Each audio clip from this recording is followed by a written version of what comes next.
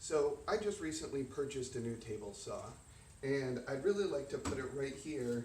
However, my workbench is too high. So I need to lower this section, and hopefully my math is good enough where I can have a nice flat surface with the table saw, with the workbench. So I added some extra supports here and some cross members so I can actually cut this thing in half. Well, let's get to it. So this is my new table saw, and it's not going to sit on this rickety cart anymore, and we're going to incorporate it into the workbench. I think that this is going to be a really nice addition to the shop once it's done. Okay, so what I'm going to do next is I'm going to measure out the distance from this edge of my saw to the edge of the blade. Make sure that your cable is unplugged because you don't want that thing to kick on.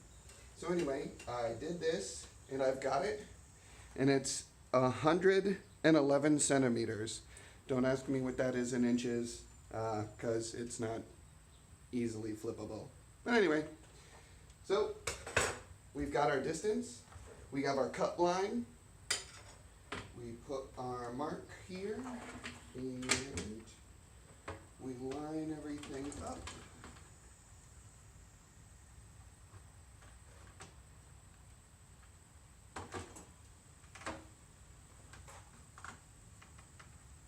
We should be ready to cut.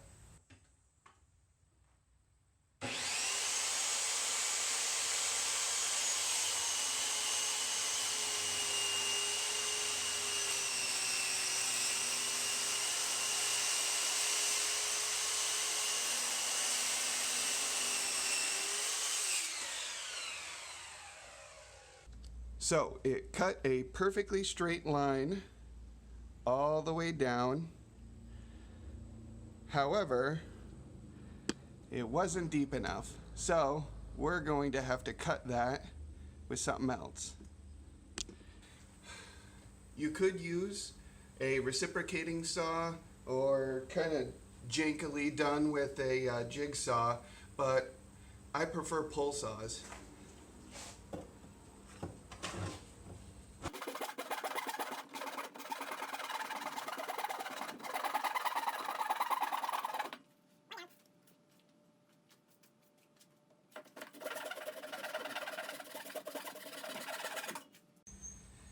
So I've got the top separated now. It's kind of wobbly, but I still have to separate this last cross member.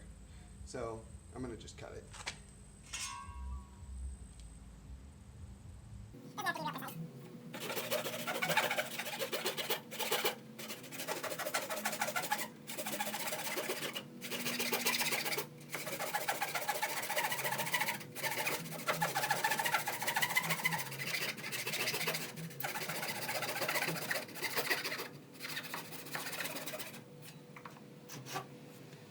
It's been cut. So now that section is separated from my main part of my workbench. Now I have to measure out exactly how much of these legs I have to chop off and go back and lower it down so that way it's the same height as my table saw. Okay, let's measure out 12.5 inches.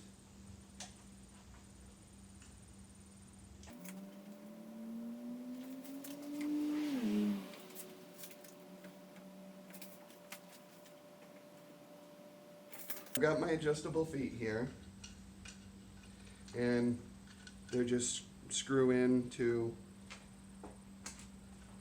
this T-nut, and to get this out, all you do is just use a flathead screwdriver and kind of pry it up a little bit,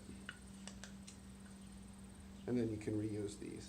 Okay, so now that I've got these cut off and I've got my T-nuts available, I'm going to be drilling a 5/8 hole into the 2x4s to be able to put the T-nuts back in.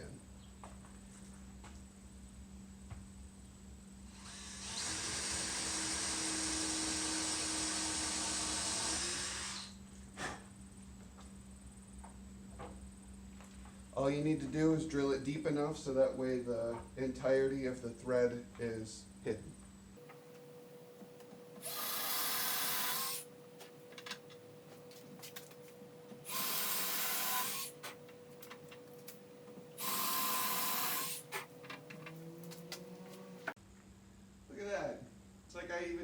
doing, at least a little bit.